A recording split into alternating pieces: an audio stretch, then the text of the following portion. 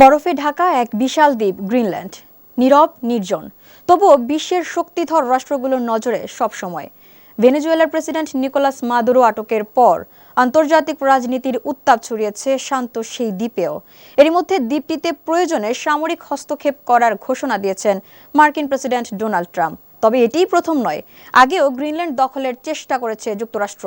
বিস্তারিত আরভি ইসলাম হিমুর প্রতিবেদনে। গ্রিনল্যান্ড বিশ্বের সবচেয়ে বড় দ্বীপ, আয়তন প্রায় 8,36,000 বর্গমাইল।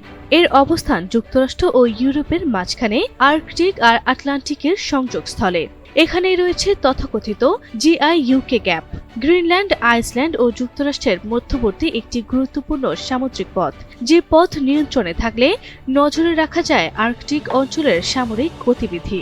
শুধু তাই নয়, গ্রিনল্যান্ডের বিশাল বরফরাশির নিচে তেল, গ্যাস আর বিরল খনিজ লুকিয়ে থাকার সম্ভাবনা প্রবল, যে কারণে বরাবরই মার্কিন প্রেসিডেন্টের নজরে এই দ্বীপটি। সম্প্রতি ভেনেজুয়েলায় হামলা ও এরপর তেলের বাজার নিয়ন্ত্রণে নেয়ার পর ডোনাল্ড ট্রাম্প স্পষ্টভাবে বলেছেন, গ্রিনল্যান্ড দ্বীপটিও যুক্তরাষ্ট্রের হাতে আসা উচিত। এজন্য প্রয়োজনে সামরিক হস্তক্ষেপও করা হবে। এরপর থেকেই উদ্বেগের শুরু। তবে এই গল্প নতুন নয়। এর আগেও বিভিন্ন সময়ে মার্কিন প্রেসিডেন্টরা চেষ্টা করেছেন গ্রিনল্যান্ড দখলের, যদিও শেষ পর্যন্ত সে চেষ্টা ব্যর্থই হয়েছে। এবার কি হয় সেটিই এখন দেখার বিষয়। গ্রিনল্যান্ড নিয়ে যুক্তরাষ্ট্রের আগ্রহের শুরু 1867 সালে। যুক্তরাষ্ট্র তখন সদ্য কিনেছে আলাস্কা রাশিয়ার কাছ থেকে $72 লাখ।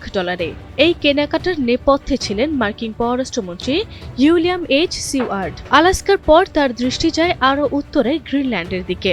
ডেনমার্কের কাছ থেকে গ্রিনল্যান্ড ও আইসল্যান্ড কেনার ধারণা দেন তিনি। সে সময় কোনো আনুষ্ঠানিক প্রস্তাব না হলেও যুক্তরাষ্ট্রের নীতি নির্ধারকদের মাথায় ভালোমতো জায়গা করে নেয় গ্রিনল্যান্ড।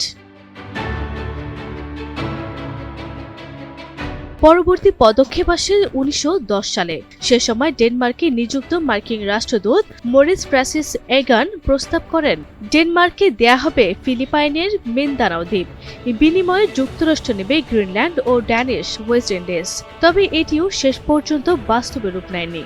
তবে এই পরিকল্পনা দেখিয়ে দেয় গ্রিনল্যান্ড তখনও যুক্তরাষ্ট্রের কৌশলগত কল্পনায় সক্রিয়।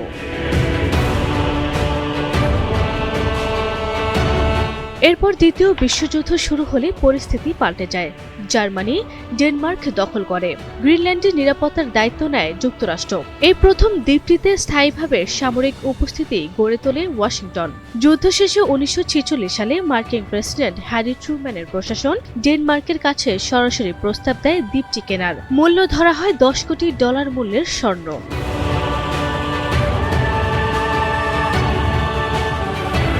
যুক্তরাষ্ট্রের যুক্তি ছিল স্পষ্ট, গ্রিনল্যান্ড ছাড়া মার্কিন জাতীয় নিরাপত্তা অসম্পূর্ণ।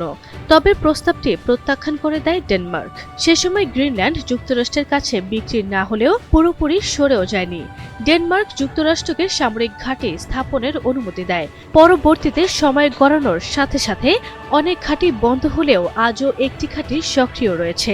এদিকে ডেনমার্কের শাসনে থাকলেও 1979 সালে গ্রিনল্যান্ডবাসী এক গণভোটে স্বয়ংশাসনের পক্ষে রায় দেয়। যদিও ডেনমার্কের অংশ হয়েই নিজেদের সরকার গড়ে তোলে দ্বীপটির বাসিন্দারা। ইতিহাস বলছে এই দ্বীপের উপর যুক্তরাষ্ট্রের নজর 1.5 শতাব্দীরও বেশি পুরনো। বরফে ঢাকা নীরব এই দ্বীপ শুধু ভূগোল নয়, এটি শক্তি, নিরাপত্তা আর ভবিষ্যতের সম্পদের প্রতীক। প্রশ্ন একটাই, গ্রিনল্যান্ড কি শুধু যুক্তরাষ্ট্রের আগ্রহের বিষয় হয়ে থাকবে, নাকি বিশ্ব রাজনীতির পরবর্তী সংঘাতের মঞ্চ হয়ে উঠবে? আরভি ইসলাম হিমু, NTV অনলাইন।